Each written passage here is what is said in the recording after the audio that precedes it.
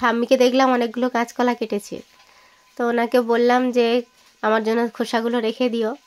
উনি খোসাগুলো আমার জন্য ভালো করে প্লাস্টিকে গুছিয়ে রেখে দিয়েছে। আর জানে আমি তো সবসময় কিছু না কিছু এটা ওটা করতেই থাকি, তো ওই জন্য উনি আমার জন্য রেখে দিয়েছে। আর এখানে কাকিমাও রেখে দিয়েছে আমার জন্য।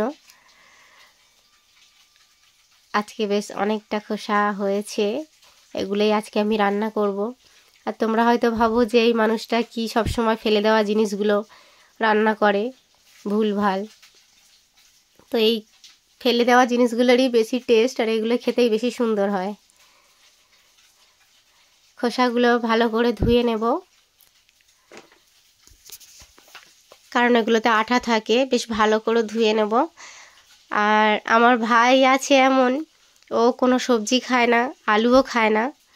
মাংসর আলু হলে হয়তো এক পিস কি অর্ধেক এরকম খায়। তো ও এই খোসা বাটাটা খুব পছন্দ করে। মা ওকে একদিন ভুল করে খাইয়ে দিয়েছিল, হ্যাঁ, ওর পাতে দিয়ে দিয়েছিল। ও বলছে এটা কি, মা বলছে খেয়ে দেখ, জোর করে বলছে তুই খেয়ে দেখ তাহলেই বুঝবি। তো ওকে জোর করে খাইয়েছিল, ওর খুব ভালো লেগেছিল। সেই থেকে ও কোনো সবজি খাক আর না খাক, এখনও হয়তো খায় না, কিন্তু ওই কাঁচকলার খোসা বাটাটা হলে ও খেতে চায়। তাহলে তো বুঝতেই পারছো সবাই যে এটা কত ভালো লাগে খেতে। যে মানুষটা কোনো সবজি খায় না, আলু খায় না, সে এটা খেতে চায়, মানে কতটা সুন্দর হয় এটা খেতে। আর সত্যিই খুব সুন্দর, খুব ভালো একটা রেসিপি, মুখে লেগে থাকার মতো, একবার খেলে ভুলতে পারবে না, এত সুন্দর খেতে হয়। খোসাগুলো আমি ভালো করে ধুয়ে নিয়েছি, আর এখানে কড়াইয়ে একটু হলুদ নুন দিয়ে ভালো করে সিদ্ধ করে নিয়েছি। নিয়ে এটা আবারও একটু ভালো করে ধুয়ে নেব, কারণ এর গায়ের যে এই যে কালো ভাবটা তাহলে পরিষ্কার হয়ে যাবে। নিয়ে ভালো করে শিলে বেটে নেব। আমি আর কেটে নিইনি, লম্বা লম্বা করেই রেখেছি, জানি বেটে নেবে ওই জন্য। আর যে কোনো বাটা জিনিস একটু শিলে বাটলেই ভালো হয়, ওর টেস্ট ভালো হয়। আর শিলে বাটলে একটু অন্যরকম খেতে লাগে, ভালোই লাগে। মিক্সির থেকে শিলে বাটার টেস্ট অনেক আলাদা, তো আমি শিলেই বেটে নেব।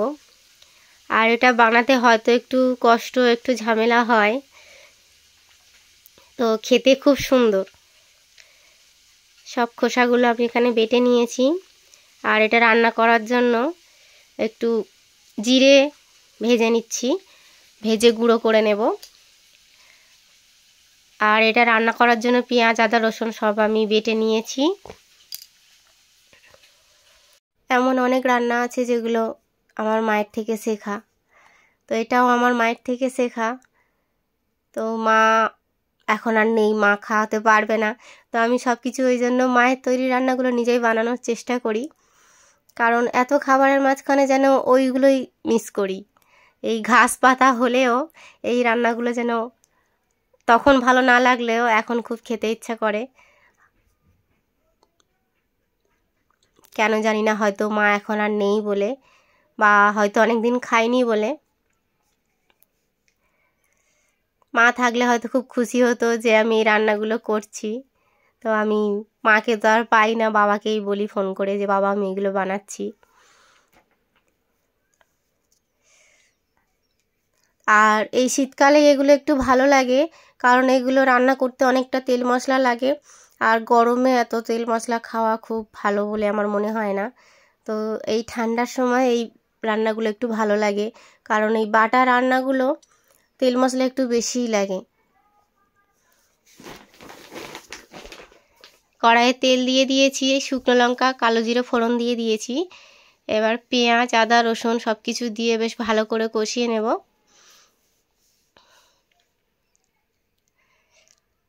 আর সবাই একটু বানিয়ে খেয়ে দেখবে, এটা একবার হলেও খেয়ে দেখবে, কারণ খেতে খুব খুব খুব সুন্দর। একবার খেলেই বারবার খেতে ইচ্ছা করবে।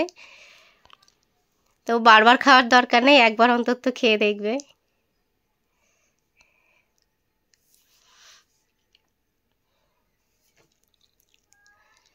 মশলাটা আমি বেশ ভালো করে কষিয়ে নেব।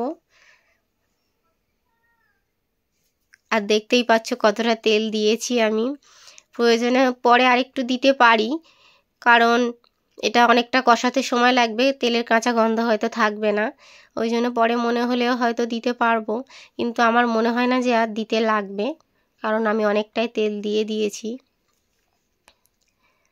হলুদ লঙ্কা সব দিয়ে দিয়েছি, দিয়ে এবার কাঁচা লঙ্কা কোচানোটা একটু বেশিই দিয়েছি, ঝাল ঝাল হবে। এবার যদি মনে হয় তাহলে একটু লঙ্কা দেব। মশলাটা আমার কষানো হয়ে গেছে, এবার খোসা বাটাটা দিয়ে দিলাম, দিয়ে বেশ ভালো করে কষিয়ে নেব। আর এই রান্নাগুলো করার পর বাবাকে যখন বলি যে বাবা আমি এটা বানিয়েছি, বাবা বলে যে হ্যাঁ সেই মা থাকতে খেয়েছিলাম, এখন আর আমার খাওয়া হয় না। তখন আমার একটু শুনতে খারাপ লাগে, আর বাবাও তো সব সময় আমার কাছে আসে না, ওই জন্য বাবাকেও খাওয়াতে পারি না।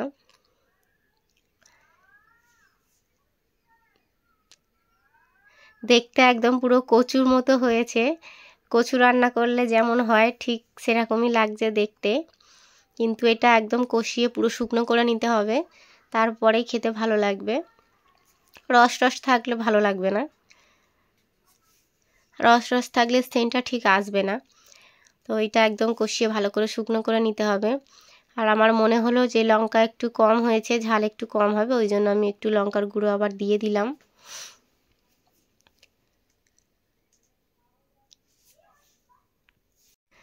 মা তখন এই রান্নাগুলো করতো, কিন্তু মায়ের হাতে হাতে জোগাড় আমি করে দিতাম।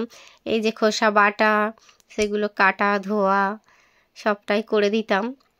আর রান্নার সময় সবসময় মায়ের পাশে পাশে থাকতাম, ওই জন্যই হয়তো শিখতে পেরেছি। অল্প একটু চিনি দিয়ে দিয়েছি, দিয়ে ভালো করে আবার মিশিয়ে নেব। আর আমি এই বাটা রান্নাগুলোতে একটু চিনি দিতে পছন্দ করি। তোমাদের হয়তো মনে হয় যে আমি সব রান্নাতে মিষ্টি কেন দিই, তো আমার একটু মিষ্টি মিষ্টি হলে ভালো লাগে, বেশ মিষ্টি মিষ্টি ঝাল ঝাল। তোমাদের যদি মনে হয় যে মিষ্টি খাবে না, তাহলে তোমরা এটাকে বাদও দিয়ে দিতে পারো। তো একটু মিষ্টি দিলে আমার মনে হয় যে রান্নার স্বাদটা একটু পাল্টে যায়, ওই জন্য আমি অল্প একটু মিষ্টি দিই। আর এখানে আমার রান্না হয়ে এসেছে, বেশ ভালো করে শুকনো শুকনো করে ভেজে নিয়েছি। আর প্রথমে যে জিরেটা আমি ভেজে গুঁড়ো করে রেখেছিলাম, ওইটা এবার নামানোর একটু আগে দিয়ে দিয়েছি, দিয়ে আবারও ভালো করে মিশিয়ে নিয়েছি। সবাই দেখো কেমন হয়েছে, একদম জলটা পুরো শুকনো হয়ে গেছে, আর খুব সুন্দর হয়েছে দেখতে, খুব সুন্দর গন্ধ বেরিয়েছে, আর খুব সুন্দর হয়েছে। ভালো লাগলে লাইক কমেন্ট শেয়ার করে দেবেন। টাটা, বাবা।